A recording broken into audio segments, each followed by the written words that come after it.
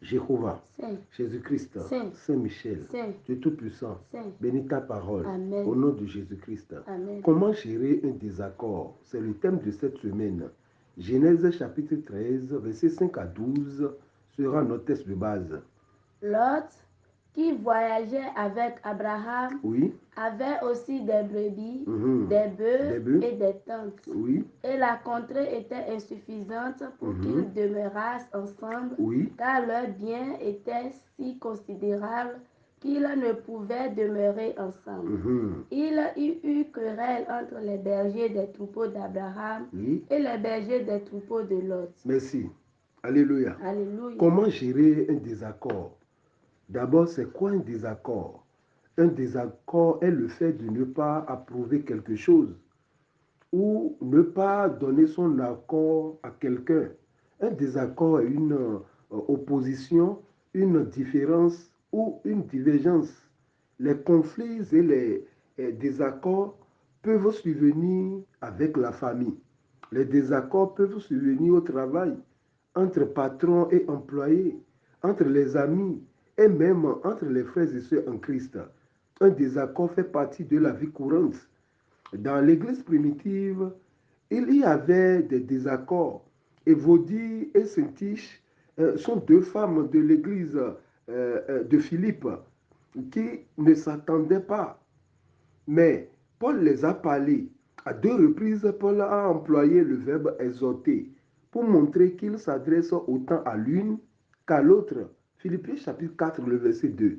J'exhorte Évodie J'exhorte Évodie et et j'exhorte Syntyche Syntyche. à être d'un même sentiment dans le Seigneur. Donc il a employé deux fois le verbe exhorter. Paul les encourage par là à être d'un même sentiment dans le Seigneur. Comment gérer un désaccord? Pour gérer un désaccord, nous ne devons pas rester sur ins pour combattre une grecque. Paul nous apprend que pour gérer une différence, un désaccord, nous ne devons pas rester sur ins pour combattre une grecque. Dépassons notre petite différence personnelle pour que le Seigneur soit glorifié et que son œuvre progresse. Ce qui se passe dans nos églises aujourd'hui, nous faisons le favoritisme. Or, le désaccord n'amène rien de bon. Le désaccord n'amène rien de bon. Comment gérer un désaccord? On ne peut pas gérer un désaccord sans l'amour du prochain. Impossible. Écoutez Paul, lorsqu'il parlait aux Galates, Galates chapitre 5, le verset 14 à 15. Car toute la loi est accomplie Toute la loi est accomplie dans une seule parole. Dans celle-ci, oui, tu aimeras ton prochain comme toi-même. Voilà, oui. Mais si vous vous mordez Si nous nous mordons et vous dévorez les uns les autres, oui, prenez garde que vous ne soyez détruits les uns par les autres. Voilà, bien aimé, le légalisme engendre immanquablement la querelle. Et aussi, favoritisme engendre les querelles. Jésus-Christ n'est pas un légaliste. Aujourd'hui, chose étrange, les églises veulent vivre sous la loi. Or, la loi même nous demande de nous aimer les uns les autres. Alléluia. Alléluia. S'il y a l'amour, il serait très simplement de gérer un désaccord. Mais la haine, la jalousie, l'envie ne sont pas des solutions pour gérer un désaccord.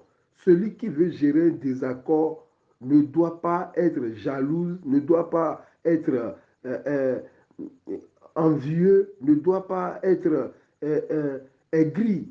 Non. Raison pour laquelle Jésus n'aime pas le désaccord. Et il nous apprend par les évangiles de ne pas être en désaccord dans son église. Jésus nous apprend par les évangiles de ne pas être en désaccord dans son église. D'abord, posons-nous une question problématique du thème. Qu'est-ce qui amène le désaccord? Le désaccord, ce qui amène le désaccord, c'est l'esprit du chefferie qui amène des oppositions, des discordes, les désaccords. L'esprit de chefferie Marc chapitre 9, le verset 33-34. Ils arrivaient à Capernaum. Lorsqu'il fut dans la maison, Jésus leur demanda, de quoi discutiez-vous en chemin? Oui. Mais ils gardèrent le silence, car en chemin, ils avaient discuté entre eux pour savoir qui était le plus grand. Voilà. Lorsqu'il arrivait à Capernaum, dans la maison qui leur servait de pied à terre, Jésus demanda à ses disciples de quoi il avait discuté en chemin. Mais ils eurent honte d'avouer qu'ils avaient discuté de savoir lequel d'entre eux était le plus grand. Ils avaient honte. C'est ce que le désaccord amène. Le désaccord amène la honte dans l'Église. Le verset 35. Alors, il s'assit, appela les 12. Jésus s'assoit maintenant, appela les 12. Et leur dit, oui. Si quelqu'un veut être le premier, il sera le dernier de tous et le serviteur de tous. Voilà, Jésus nous montre le remède, Jésus nous montre l'antidote contre le désaccord. L'antidote, c'est l'humilité. Jésus nous apprend par là l'humilité. Le premier, celui qui veut être grand, il sera le serviteur. Philippiens chapitre 2, le verset 3 à 4, et il dit, ne faites rien, pas esprit de parti ou pas vaine gloire, mais que l'humilité vous fasse regarder les autres comme étant au-dessus de vous-même. Vous voyez, c'est ça. Philippiens chapitre 2, le verset 3. Ne faites rien par esprit de parti ou par vaine gloire. Merci. Là, les deux, c'est-à-dire ces deux motivations sont les plus grands ennemis de l'unité entre les chrétiens. Un, esprit de parti. L'esprit de parti est le désir d'être le premier, quel qu'en soit le prix. On doit être le premier, c'est moi le chargé, c'est moi le président ou rien. Je dois rester là à vie. Personne ne peut me toucher. Non, je suis ami avec le chargé, je peux faire tout ce que je veux. Je peux être maître de cœur à vie. Je dois être chef des visionnaires à vie. Non, ça c'est esprit de parti. Nous venons du même village. L'église là, c'est pour nous. Non.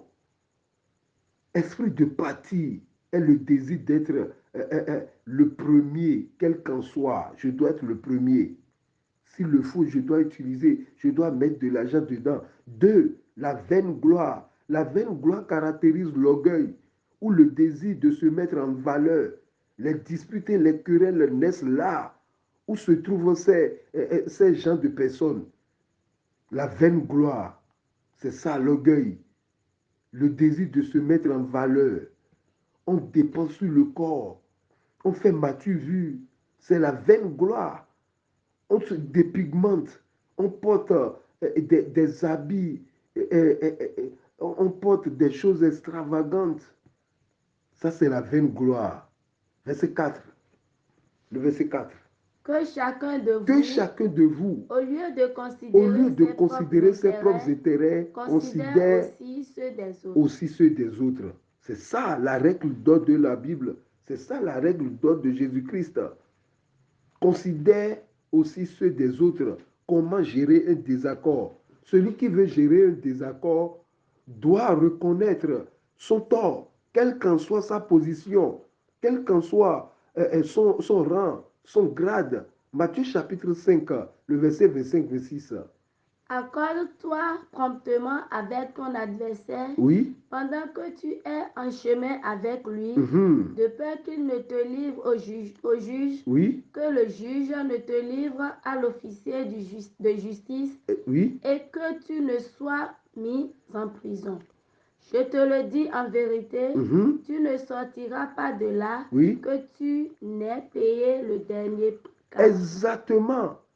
Jésus nous met en garde contre l'esprit de l'ego et contre l'esprit qui nous pousse à ne pas admettre nos fautes.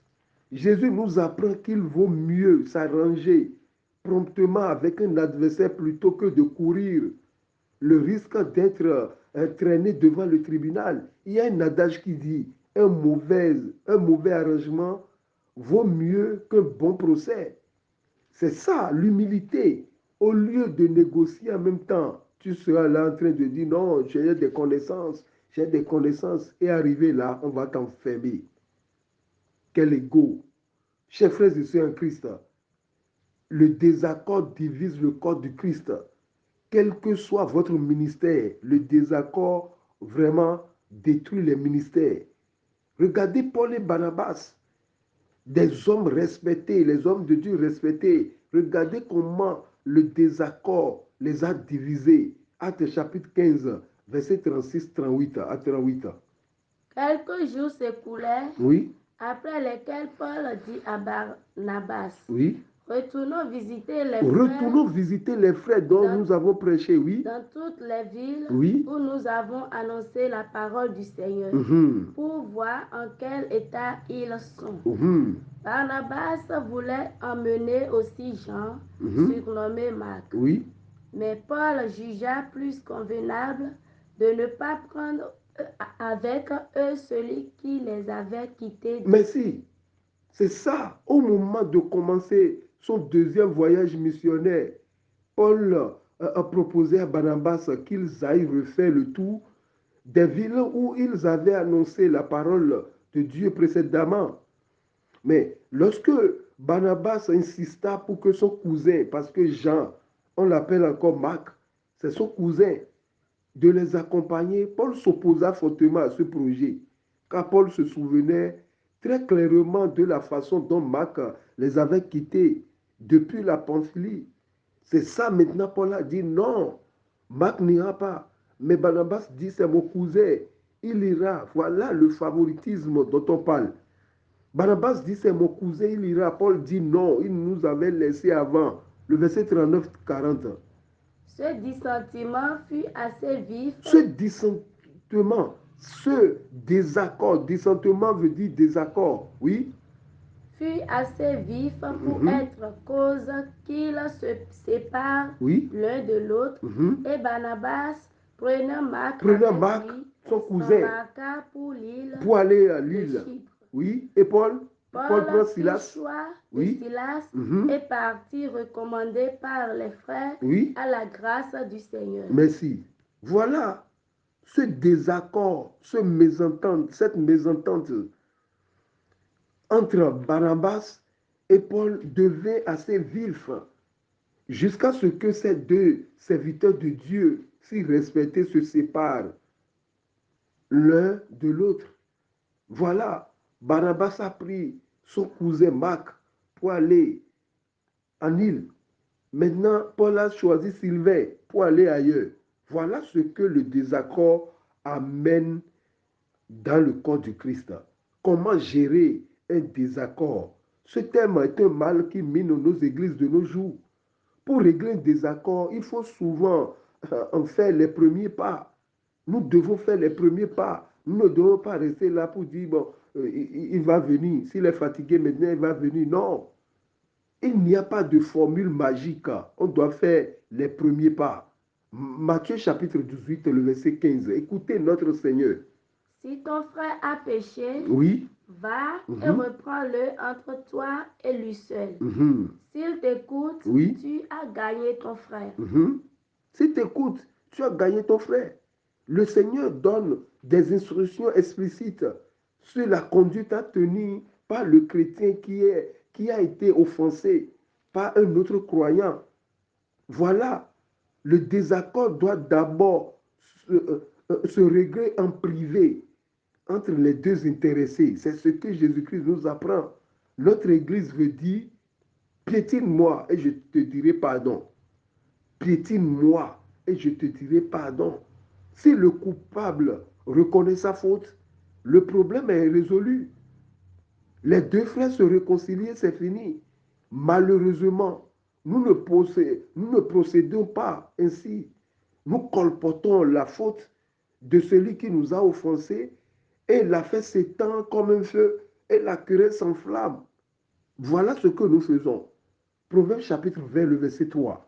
C'est une gloire pour l'homme de s'abstenir des querelles. C'est une gloire pour l'homme de s'abstenir des querelles. Mais tout insensé se livre à l'emportement. Voilà, tout insensé se livre maintenant à l'emportement. on divulgue, on jette des balivernes sur nos prochains. Raison pour laquelle Abraham a bien su gérer Lot. Abraham était sage et il a géré Lot malgré que Lot l'a offensé, malgré qu'il a été offensé par Lot. Teste lui le verset 5-6. Lot, écoutez Lot, oui, Lot, qui voyageait avec Abraham, lui qui voyageait, son oncle l'amène avec lui, paye tout sur lui, prie sur lui. Voilà, vas-y. Avait aussi des brebis. Lui aussi, il avait des brebis. Des bœufs et des tentes. Des bœufs, dans les bœufs d'Abraham, oui. Et la contrée était insuffisante pour qu'ils demeurassent ensemble, car leurs biens étaient si considérables qu'ils ne pouvaient demeurer ensemble. Voilà, l'autre ne devait pas élever des brebis parmi les brebis d'Abraham. Non.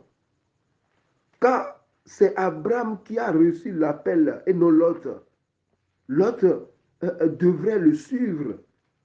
Ceci est l'objet de beaucoup de désaccords dans l'Église aujourd'hui. On t'appelle à être sous quelqu'un, mais on veut coûte que coûte, vaille que vaille, dépasser la personne. On te donne la main, mais tu veux le bras. C'est ce que nous faisons à l'Église aujourd'hui. L'autre ne devait pas avoir des brebis, des bœufs pour lui-même. Non, il devait faire tout en commun. Mais il veut grandir, il veut dépasser son oncle. Voilà ce qui se passe aujourd'hui. À peine commencer, à peine avoir des richesses de ce monde. 1 Pierre chapitre 2, le verset 18. Serviteurs, soyez soumis en toute crainte à vos maîtres. Voilà, la soumission même règle un désaccord. Oui, vas-y. Non seulement à ceux qui sont bons et doux, mais aussi à ceux qui sont d'un caractère difficile. Merci. Il ne faut pas dire que ton chargé doit être comme chargé de l'autre paroisse. Non. Il ne faut pas dire que ton chargé sera doux ou bien gentil plus que l'autre chargé. Non. Comment gérer un désaccord? La soumission aide l'homme à gérer un désaccord. La soumission. Par ce comportement de l'autre, Abraham a reconnu l'état d'âme de son neveu.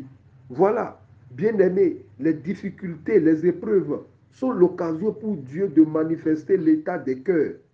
Quand Dieu veut te montrer le cœur de quelqu'un, Dieu peut amener, il peut souvenir des difficultés, des épreuves. Même si les circonstances adverses ne nous atteignent pas directement comme ça, non. Il suffit quelquefois qu'elle touche ceux qui nous sont proches pour relever la tendance cachée, ce qu'ils cachent dans leur cœur. Ce qui s'est passé à relever, a révélé le cœur de l'autre. Le verset 7, teste-lui.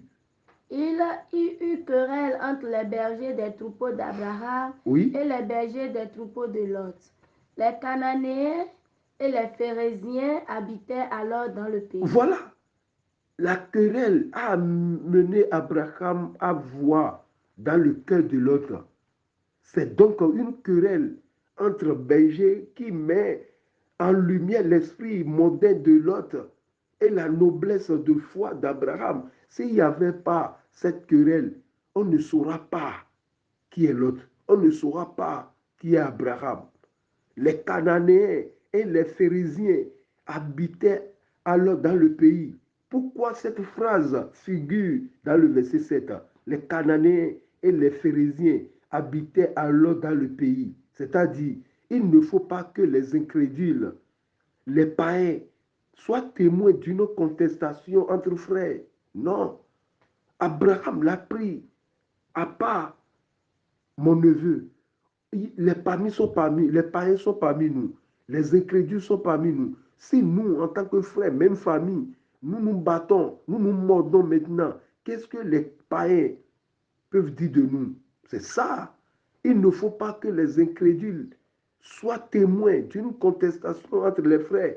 C'est aussi un avertissement pour notre époque. Il est triste et humiliant de voir des croyants, des chrétiens se quereller en présence du monde. C'est malheureux de voir les chrétiens se chamailler, s'insulter sur les forats, aujourd'hui, en face du monde, et les païens partagent, ainsi de suite. C'est malheureux, c'est triste. 1 Corinthiens chapitre 6, le verset 1-2. Quelqu'un de vous, Oui. Lorsqu'il a un différend avec un autre, ose-t-il plaider devant les injustes et non devant les saints? Tu vois? Ne savez-vous pas que les saints jugeront le monde? Et si c'est par vous que le monde est jugé, êtes-vous indigne de rendre les moindres jugements? Voilà. Paul nous appelle saints. Le monde n'est pas saint, mais nous on est saints par le sang de Jésus-Christ. Est-ce que nous les saints, mais nous ne pouvons pas aller vers les païens pour aller parler mal de nos frères. Écoutez le verset 6. Le verset 6. Mais un frère plaide contre un frère, et cela devant les infidèles. Tu vois, un chrétien plaide son frère devant les infidèles. Le verset 5. Je le dis à votre honte. Oh, quelle honte. Merci. Ainsi, merci. Je le dis à votre honte. L'autre pasteur va insulter l'autre pasteur. Pourquoi? À cause à cause des intérêts personnels. Dans les désaccords, l'attitude de chrétien spirituel est faite de sagesse et de renoncement. Tu dois renoncer. Pour gérer un désaccord, nous devons renoncer. Jésus-Christ a dit, si quelqu'un veut me suivre, qu'il se renie. Nous devons renoncer. Le renoncement gère un désaccord. Le verset 8, teste-lui. Abraham dit à Lot qu'il n'y ait point, je te prie, de dispute entre moi et toi, ni entre mes bergers et tes bergers, car nous sommes frères. Car nous sommes frères. Voilà. Abraham, donc, abandonne ses droits naturels et laisse à l'autre le choix de son territoire. Il a pris cette distance avec les biens et les avantages terrestres. Il a pris cette distance. Il a reconnu qu'il avait perdu son pays, sa patrie, la maison de son père. Ce n'est pas maintenant qu'il va encore s'attacher à ces choses du monde, à ces choses qu'il avait quittées. Il s'attend maintenant à Dieu pour le lieu de son habitation. Il attend Dieu, va dire, c'est ici je t'ai donné. Il pensait bien que son neveu ne lui prendrait pas la portion de la foi. L'autre peut prendre tout sur la terre, mais il ne prendra jamais la portion de sa foi. C'est-à-dire, Abraham n'a pas laissé Lot l'influencer. Il constate que Lot avait le choix fatal et la convoitise naturelle. C'est ça Lot. Il a levé ses yeux, le verset 9 dit ça. Tout le pays n'est-il pas devant toi? Oui. Sépare-toi donc de moi. Si tu vas à gauche, j'irai à droite. Si tu vas à droite, j'irai à gauche. Voilà. Lot leva les yeux et vit toute la plaine du Jourdain qui était entièrement arrosée, avant que l'Éternel eût détruit Sodome. Merci. Comment gérer un désaccord? S'il y a lieu, séparez-vous. Si tu dois rester sur cette paroisse, et il y aura des coups bas, il y aura de l'envoûtement, il n'y a pas de consensus, tu peux te séparer d'abord. Fais comme Abraham. Abraham a vu l'ampleur de la chose. Il a dit maintenant à l'autre, si tu vas à gauche, j'irai à droite. Si tu vas à droite, j'irai à gauche. Tu es sur une paroisse. 1, 2, il y a trop de bagarres. 1, 2, il y a trop de querelles. Sépare-toi d'abord. C'est une solution aussi. Sépare-toi d'abord. L'autre lève les yeux, mais en direction du monde. Il y a d'autres frères qui sont dans l'église, mais ils sont encore dans le monde. C'est des frères l'autre. Il lève ses yeux, mais en direction du monde. Et il le voit sous son meilleur jour. L'autre part donc vers l'Orient, en direction du monde, et s'approche de la ville habitée par des hommes méchants est grandement pécheur. Satan lui fait ses offres et il a accepté. Les offres de Satan sont belles et séduisantes, mais il lui masque les yeux pour ne pas voir ce qui est derrière. Lui voit seulement les décors, comment gérer un désaccord. Voici les 5 méthodes pour gérer un désaccord. Il faut d'abord être né de nouveau et aimer la parole de Dieu. Voilà le premier point, être né de nouveau. Deuxièmement, la rencontre tête à tête, c'est-à-dire aller trouver votre antagoniste à un endroit calme pour discuter, pas dans un bruit, non, pas en public, mais dans un lieu calme, comme ce que Abraham a fait à l'autre. Abraham l'a pris et arrivé quelque part, il a dit, laissons tout. Si tu prends gauche, je prends droite. Troisièmement, il faut le respect de son prochain.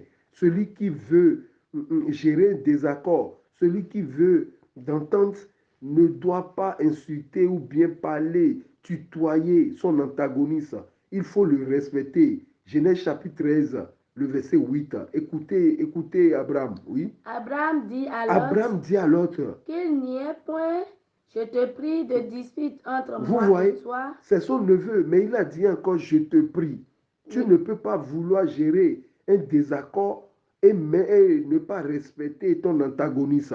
Quatrièmement, il faut éviter d'accuser l'autre tout au long de la discussion. Il ne faut pas l'accuser.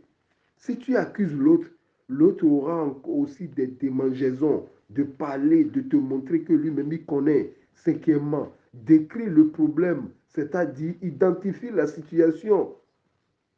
Identifie la situation qui te déplaît et ce que tu aimerais changer. Dis ce que tu as dans le cœur. Sixièmement, nomme tes émotions, c'est-à-dire exprime ce que tu ressens. Et dis ce que tu ressens par rapport à ce problème. Éphésiens chapitre 4, le verset 25 dit, Paul disait aux Éphésiens, le verset 25. C'est pourquoi renoncez aux mensonges et que chacun de vous parle selon la vérité à son prochain. Celui qui veut gérer un désaccord ne ment plus. Il ne ment pas. Oui. Car nous sommes membres les uns les autres. Car nous sommes membres les uns et les autres. Septièmement, qu'elle a fait, il faut écouter ce que l'autre a à dire. C'est très important. Il faut écouter ce que l'autre aussi a à dire, sans l'interrompre. Laisse-le parler. Si cela n'est pas suffisant pour résoudre le désaccord, il faut aller demander l'aide d'un enseignant. Il faut aller demander l'aide d'un devancier ou devancière. Il faut aller demander l'aide à l'église. Matthieu chapitre 18, le verset 16 à 17. Mais s'il ne t'écoute pas, prends avec toi une ou deux personnes afin que toute l'affaire se règle sur la déclaration de 2 ou de 3 témoins. S'il refuse de les écouter, dis-le à l'église. Et s'il refuse aussi d'écouter l'église, qu'il soit pour toi comme un païen et un publicain. Voilà. Tout ce monde-là, ceux-ci vont vous aider à vous réconcilier. Mais s'ils refusent, prends-le comme un païen. Ça ne veut pas dire que tu vas le maudire. Non, tu vas encore prendre l'évangile et l'évangéliser. Tu dois recommencer du bas. Soyez bénis. Amen. Comment gérer un désaccord? Que le Saint-Esprit nous illumine. Amen. Au nom de Jésus-Christ. Amen. Shalom. Jéhovah, Jésus-Christ, Saint-Michel, Dieu Tout-Puissant, Saint. ta parole vient d'être libérée. Touche les cœurs, change les cœurs. Aide-nous à gérer nos désaccords. Au nom et à l'amour de notre Seigneur Jésus-Christ. Amen. Amen. Amen. Amen. Au nom de notre Seigneur Jésus-Christ. Alléluia, Alléluia, Alléluia, Alléluia, Alléluia, Alléluia, Alléluia.